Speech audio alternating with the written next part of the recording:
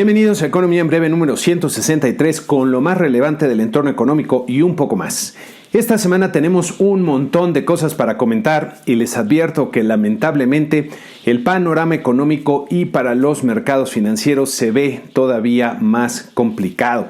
Vaya semana que tuvimos con la amenaza del coronavirus extendiéndose por el mundo y provocando la interrupción de la actividad cotidiana en cada vez más países y además un crash en los mercados accionarios como no habíamos visto en mucho tiempo. En nuestra gráfica acostumbrada puede verse la dramática caída en nuestro promedio de 10 mercados que perdieron 13.9% en la semana, destacando las caídas del lunes y del jueves, aunque el viernes hubo un rebote bastante importante.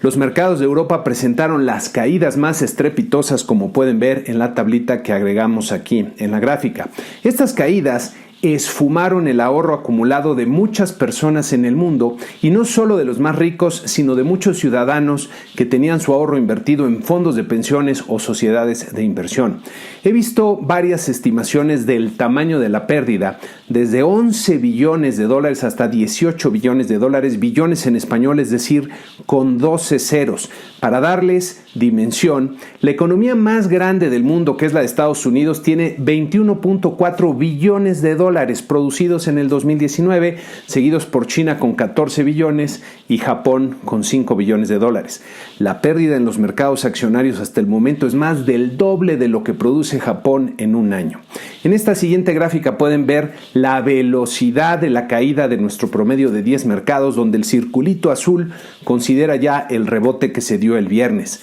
Nuestro mercado accionario en México perdió 8% en la semana, moviéndose de forma bastante similar a los mercados en el resto del mundo. Y vean en esta siguiente gráfica la velocidad de la caída que llevó al mercado a niveles no vistos desde marzo del 2014. Nuestro tipo de cambio se depreció 9.1% en la semana, superando los 22 pesos por dólar, terminando en 21.95 en el mercado interbancario. En esta gráfica pueden ver la velocidad con la que se ha movido el tipo de cambio, alcanzando niveles no vistos desde que el presidente Trump comenzó su gobierno. Las tasas de interés también se comportaron de manera peculiar, como pueden ver en esta gráfica, con el rendimiento del bono a 10 años de México aumentando cerca de 130 puntos base en la semana. En esta siguiente gráfica pueden ver cómo la tasa de interés de estos bonos en México se ha disparado, mientras que la de los bonos en Estados Unidos se ha desplomado, rompiendo la sincronización con la que suelen moverse.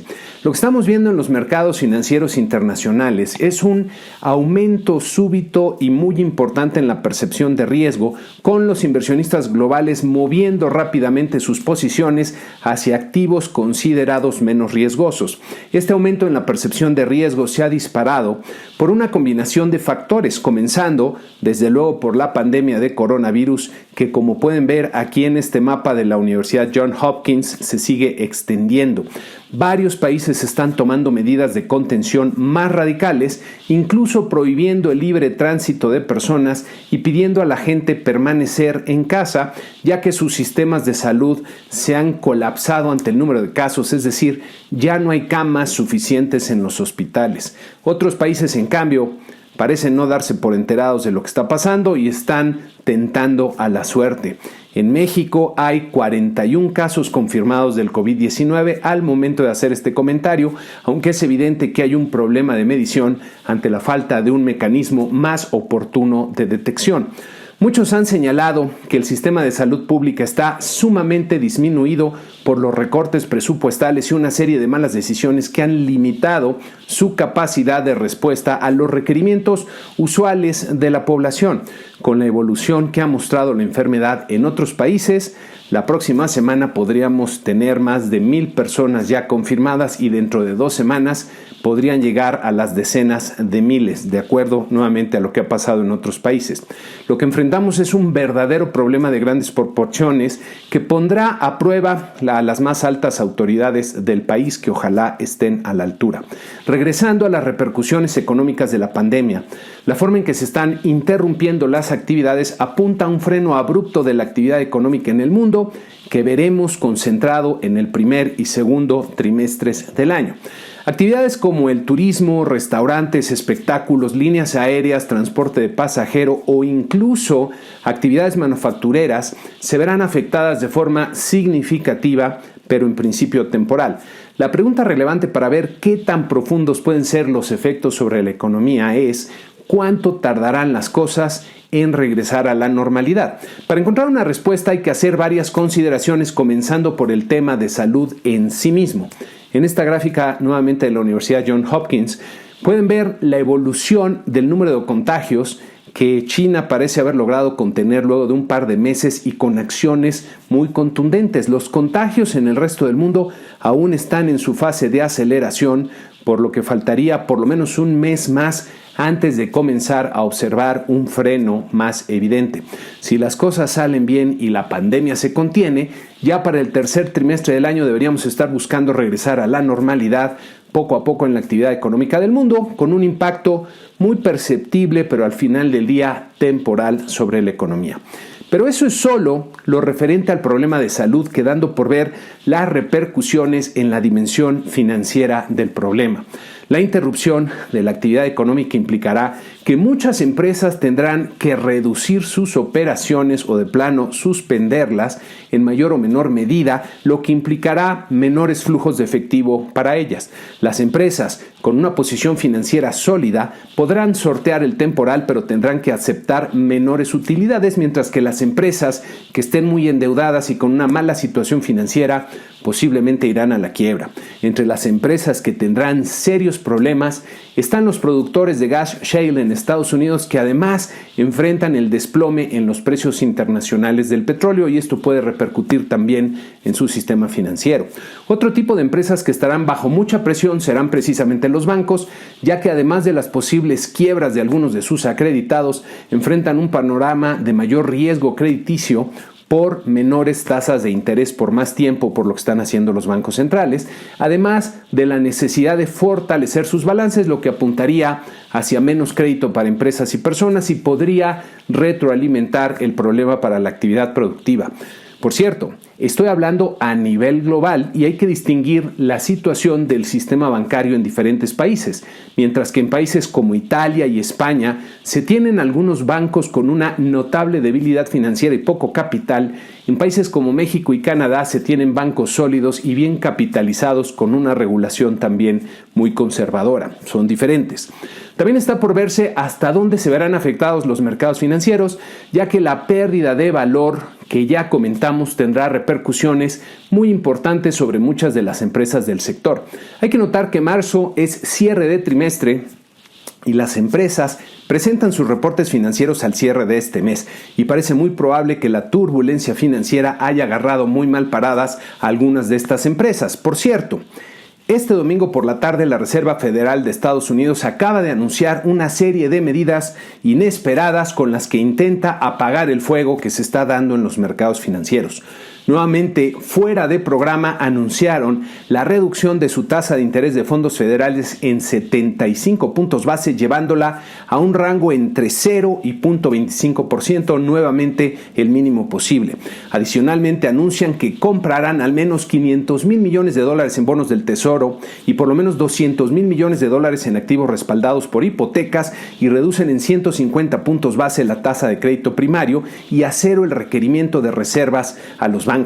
Miren, algo del mensaje del Fed no checa, porque comienzan diciendo que la economía de Estados Unidos llega a este periodo retador sobre bases sólidas, pero las medidas, más que inesperadas, parecen desesperadas. Comprar ahorita activos respaldados por hipotecas cuando no hay un problema hipotecario suena, la verdad, muy extraño. Lamento decirles que luego de conocer las medidas, los futuros en los mercados accionarios se están desplomando nuevamente, por lo que mañana parece que será otro día muy difícil y que tendremos otra semana complicada. Mientras más se profundice la pérdida de valor en los mercados, mayor será el impacto sobre la actividad económica del mundo y mayor la probabilidad de tener una recesión que parece ya estar a la vuelta de la esquina en la economía mundial. Pasando a los indicadores de México, en la semana tuvimos los resultados de inflación del mes de febrero, que pueden ver en este cuadro resumen, destacando una inflación de 0.42% en el índice general, que resultó un poco mayor a lo que esperaban los mercados y alcanzando 3.70%, repuntando un poco. En esta gráfica pueden ver que el componente no subyacente, que es el que por cierto contiene a los precios más volátiles como frutas y verduras, es el que está acelerando más, mientras que la parte subyacente en la línea azul claro se reduce de forma marginal. También tuvimos los datos de empleo de febrero con una creación de 123,000 plazas, que resultó el más débil en 7 años para un mes similar, acumulando una creación de 313,500 plazas en los últimos 12 meses, que pueden ver aquí en la gráfica en las barritas. Las cifras de producción industrial de enero siguieron mostrando malas noticias, con una contracción de 1.6% real anual, que además de ser un poco más profunda a lo esperado, sumó ya 15 meses cayendo. Las manufacturas, que representan más de la mitad del total de la industria, cayeron 0.9% real anual, sumando 4 meses consecutivos en contracción. Y dentro de las manufacturas, la producción de maquinaria y equipo se desplomó 12.8% real anual, como pueden ver aquí en esta gráfica. La construcción siguió cayendo de forma dramática, 8.6% real anual, sumando 12 meses consecutivos a la baja. Al interior de la construcción, la edificación, que son casas, espacios de oficinas, centros comerciales, se contrajo 7.3% real anual, aquí en las barritas en la gráfica, mientras que la obra pesada se desplomó 17.7% real anual. La minería presentó un crecimiento como no se había visto en mucho tiempo, pero esto se asocia a los problemas que hubo en enero del año pasado con una plataforma petrolera, por lo que la base de comparación explica buena parte del crecimiento. Por otro lado, hay que notar que luego de la dramática reducción en los precios internacionales del petróleo que pueden ver en esta gráfica, el panorama para Pemex y por lo tanto para las finanzas públicas se ha complicado de forma muy sensible, como lo atestigua el sorprendente incremento de los Credit Default Swaps, que son algo así como el costo de asegurar la deuda de algún emisor y reflejan la probabilidad de un incumplimiento. Además del impacto propio en las finanzas de la emisora por la caída en los precios del crudo, hay que tener en cuenta también que la aversión al riesgo en el mundo se ha disparado y esto limitará el financiamiento para la gran mayoría de los corporativos. La probabilidad de una reducción en la calificación de la deuda de la emisora se ha incrementado considerablemente y parece solo una cuestión de tiempo, a menos, creo yo, que se hagan cambios significativos en su estrategia. Por último, la 83 convención bancaria transcurrió bajo la amenaza del coronavirus y con una muy buena coordinación